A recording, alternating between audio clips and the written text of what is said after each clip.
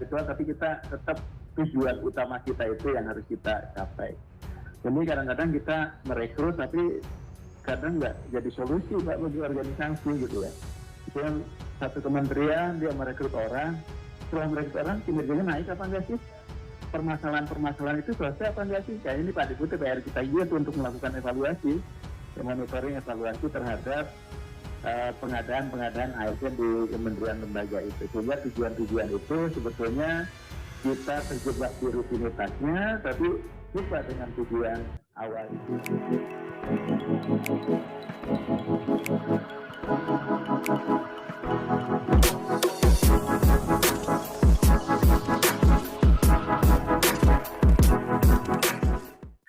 Nah, kalau kita berbicara terkait dengan mekanisme atau tahapan di dalam pengadaan pegawai pemerintah perjanjian kerja ini sebagaimana diatur di dalam PP 49 2018, mulai dari mekanisme perencanaan, kemudian dilakukan pengumuman lowongan nanti ke depan, beberapa waktu ke depan akan dilakukan pengumuman terkait dengan lowongan apa saja yang akan dilakukan, yang akan dibuka.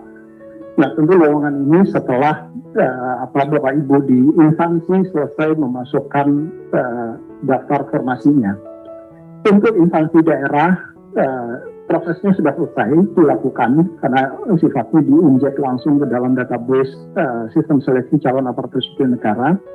Dan saat ini sedang dilakukan verifikasi dan validasi atas kesesuaian SK Menteri PAN RB terkait dengan penetapan formasi dengan yang data-data yang sudah masuk di dalam database sistem seleksi.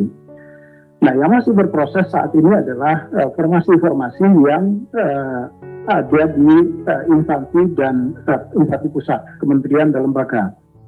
Saat ini masih di dalam proses input. Ibu Menteri, Ibu Menpan beberapa waktu yang lalu telah bersurat kepada seluruh sekjen sesama dan sesmen di kementerian lembaga yang mendapatkan formasi pada tahun ini untuk segera menyelesaikan input data formasi tadi paling lambat tanggal 28 Oktober 2022. 28 Oktober 2022 artinya besok Bapak Ibu di instansi kementerian lembaga diharapkan sudah bisa menyelesaikan input data formasi yang ke dalam sistem seleksi calon aparatur sipil negara ini.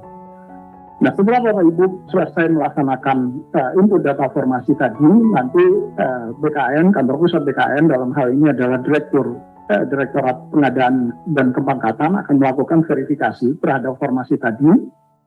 Apakah formasi yang sudah Bapak Ibu input ke dalam sistem seleksi calon aparatur sipil negara konsisten dengan surat keputusan Menteri PAN RB terkait dengan penetapan formasi bagi kementerian lembaga. Nah, setelah formasi ini clear dan bersih, baru kita akan membuka sistem seleksi tadi supaya Bapak Ibu kemudian bisa memilih formasi-formasi yang sesuai dengan latar belakang pendidikan Bapak Ibu.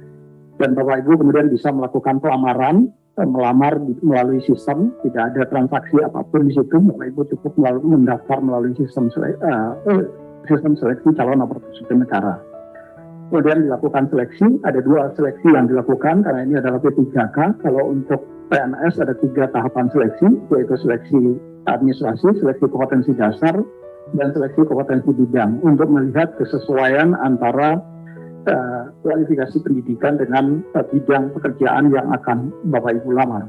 Tetapi karena ini adalah P3K, maka seleksinya hanya ada 2, yaitu seleksi administrasi dan seleksi kompetensi.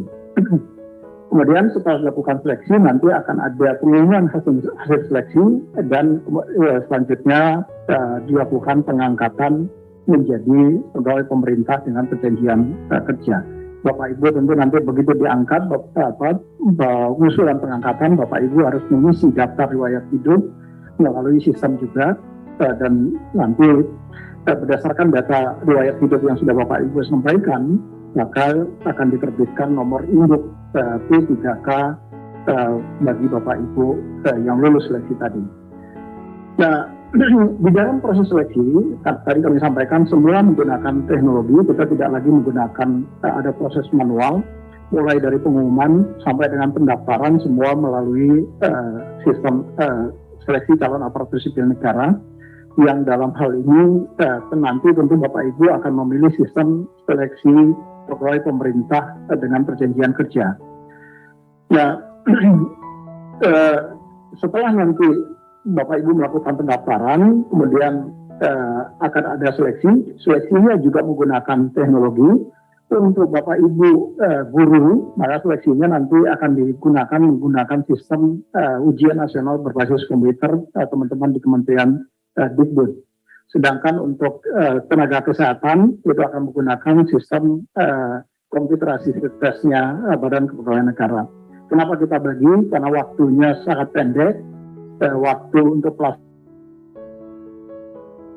bulan Desember, maka kalau ini tidak kita bagi bebannya, maka dikhawatirkan nanti pelaksanaan seleksinya akan lewat dari tahun anggaran.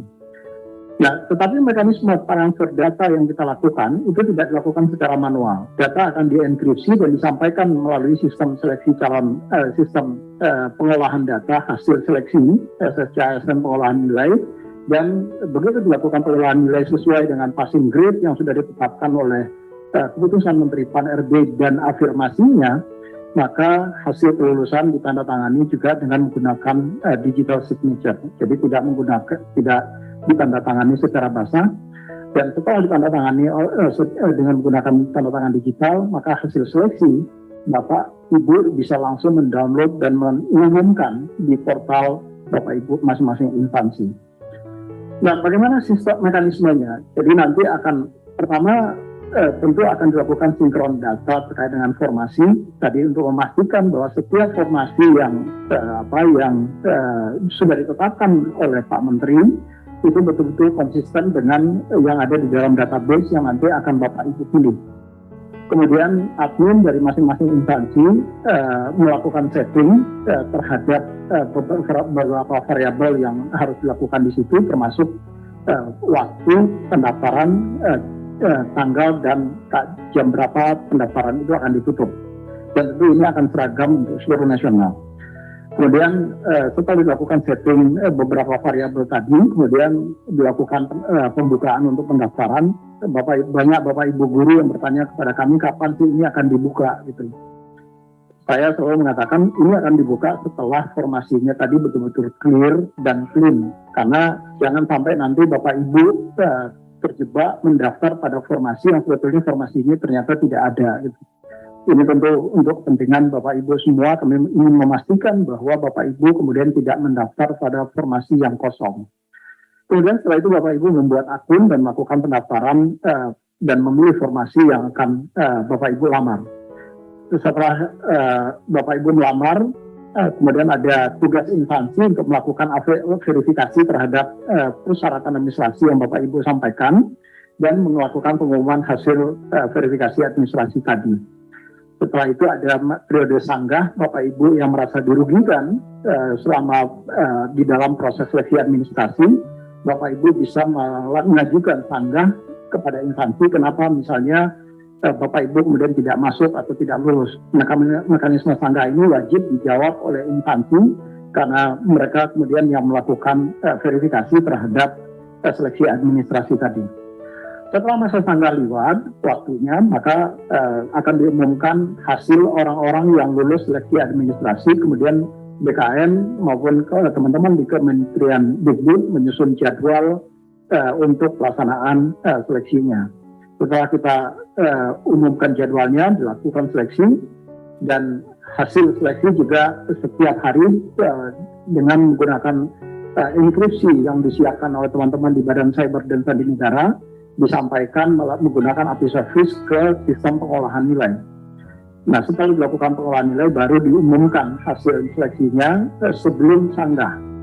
Setelah dilakukan pengumuman hasil seleksi, kemudian dibuka kembali periode sanggah untuk Bapak Ibu yang merasa dirugikan di dalam nilainya misalnya tidak sesuai dengan yang hasil pengolahan dengan yang Bapak Ibu peroleh pada saat seleksi.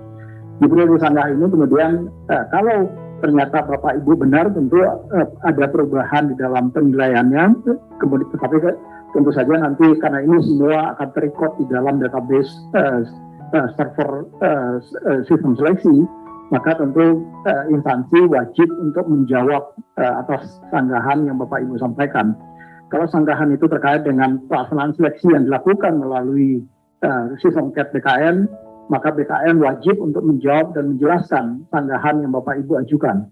Dan begitu juga kalau sanggahan itu karena Bapak Ibu mengikuti seleksi melalui sistem UNBK, maka teman-teman di UNBK wajib untuk menjawab sanggahan kalau Bapak Ibu merasa dirugikan atas nilai-nilai yang diperoleh.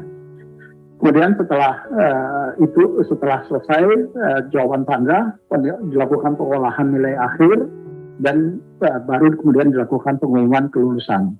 Nah, setelah pengumuman kelulusan akhir, baru kemudian dilakukan pemberkasan untuk penetapan nomor induk calon aparatur sipil negara atau nomor induk P3K yang Bapak Ibu semua.